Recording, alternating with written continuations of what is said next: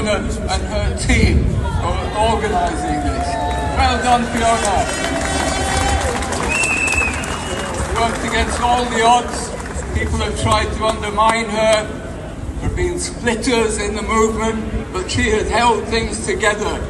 And that's my main message today, unity. I come from a political party, George Galloway's Workers' Party, which is often described as far left. That is not true, but I will not run away from it. And I want to say I'm happy to work with politicians on the right, the centre, the Greens, wherever, anybody who is against this digital ID monstrosity.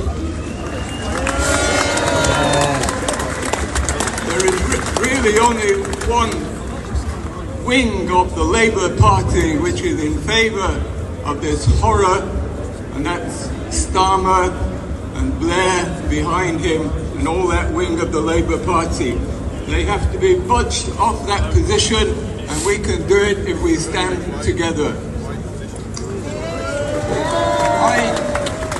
My background was in the Foreign Office. I was an ambassador in the Middle East. My experiences with war and peace.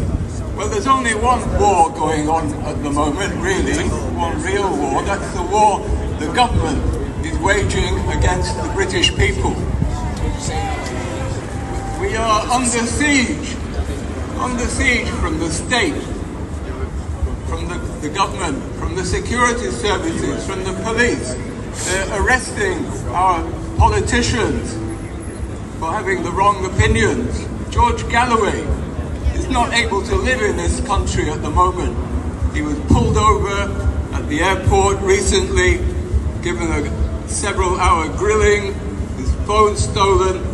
This is all this done under the counter-terrorism legislation, which is the instrument the government used to terrorize us. It's not to defend us against terrorism, it's to terrorize us, to intimidate people who will not follow the narrative. It's unbelievable that in this country, senior politicians who've been MPs half a dozen times are pulled over on the counter-terrorism legislation. Journalists also pulled over at the airport for having made the mistake of not following the government line on whether it was Russia or climate or whatever. Or the vaccine.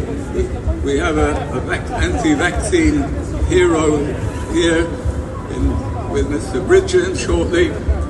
And we all come from that background. We're rebels.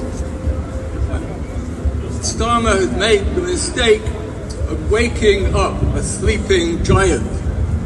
We were a giant in the anti-lockdown period.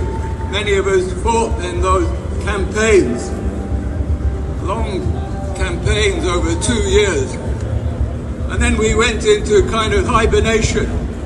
Well, they've woken us up, and we are angry bears. And we will, in the end, turf Starmer out of government.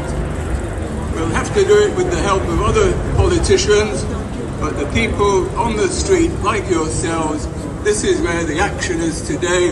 Thank you very much for coming, and let's keep on united. Thank you.